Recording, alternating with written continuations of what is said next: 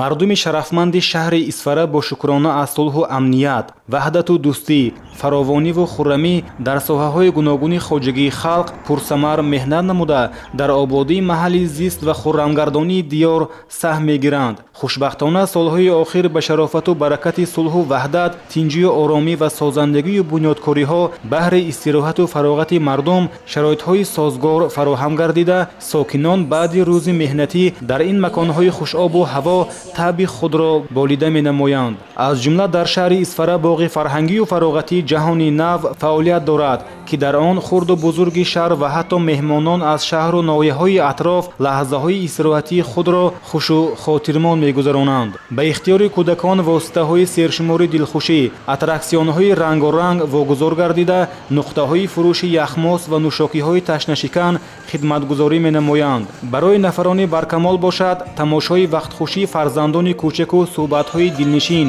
барномаҳои ҷолиби аҳли фарҳанг дар ҳавои тозаву қарибии фаввора ва гулзорҳо роҳати нотакрор мебахшанд.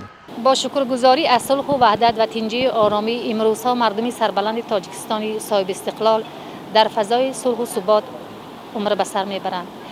محض همین نشستن‌ها و این سرجمی‌های مردمی کشور و از جمله ساکنان شهر و دیهات اسفره در این فضا و در این استراحتگاه و باغ فرهنگی فراغتی از سرجمی متحدی و وحدت یگانگی مردم درک می‌دهد.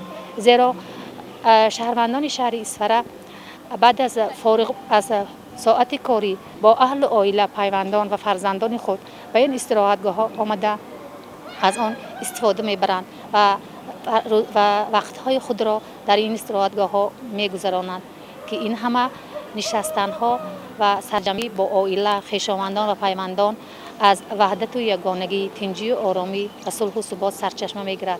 با ابتکاری راهبریتی باغ فرهنگی و فراغتی جهانی نو و دستگیری مقامات اجرایی حاکمیت دولتی شهر هفته یک مرتبه به طور رایگان هنرنمایی صنعتکاران شناخته دیار دایر کرده می شود که در جریان آن هنرمندان شهر با برنامه زیبا و جالبی وصف کننده صلح و ثبات، وحدت و یکدیگر فهمی و استقلالیت ملی و دولتی خاطر اشتراکداران را شاد می‌گردانند. مورد به ذکر است که این سلسله کنسرت ها از ماه می آغاز گردیده تا آخر سال ادامه خواهند یافت. سیر و گشت به راحتی مردم، رقص و بازی و سرافشانی نسل جوان و شادمانی بیکنار کودکان در باغ فرهنگی و فراغتی جهانی نو، این همه نشان زندگی آسوده و آرام و امیدواری های نیک به فردای باز هم خوبتر است. صابر ایوبی، شهر اسفره، اخبار.